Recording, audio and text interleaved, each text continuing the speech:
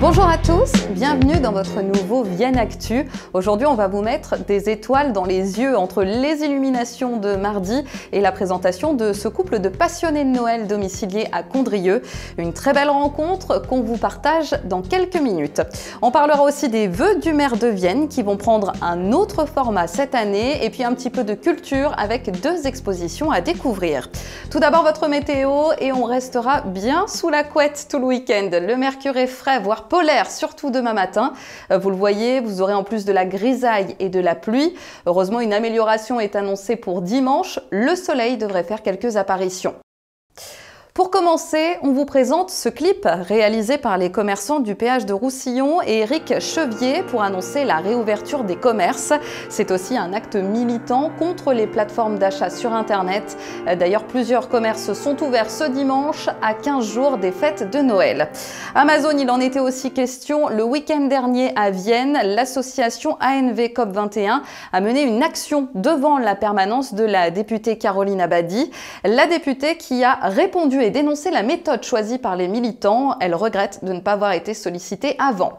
Cette semaine a aussi été marquée par les illuminations, une fête très particulière cette année sans animation, mais à Vienne vous avez un petit peu joué le jeu en mettant des lumignons aux fenêtres, même si forcément c'était un petit peu triste. Et à Condrieu, ça fait maintenant plusieurs semaines qu'une maison attire l'œil au niveau du pont suspendu. Jean-Marie et Corinne Repère décorent leur maison depuis de nombreuses années maintenant.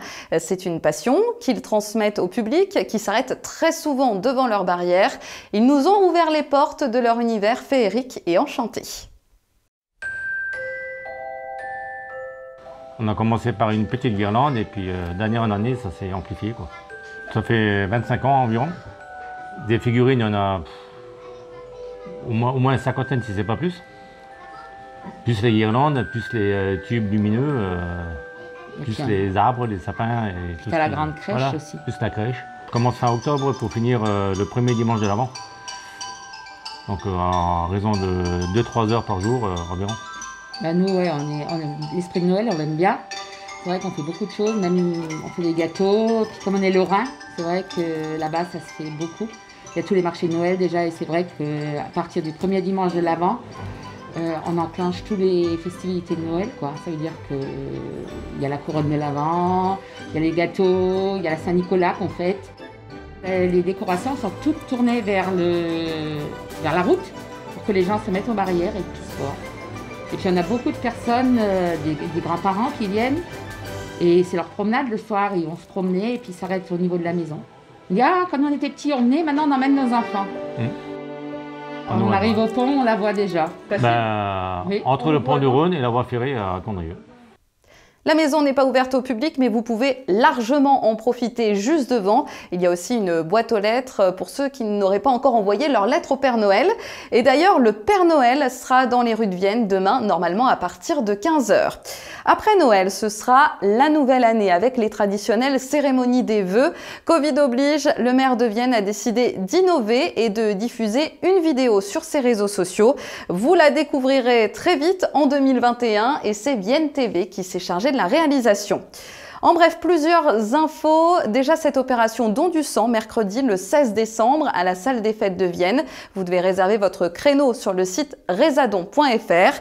À Vienne toujours, vous avez aussi quelques animations pour les enfants. Un carrousel est installé sur la place de la mairie en ce moment. Il est en place jusqu'au 10 janvier et vous avez aussi un autre manège sur le Courbrier et la patinoire de nouveau installée sur la place Claude Barbier à Pont-Évêque.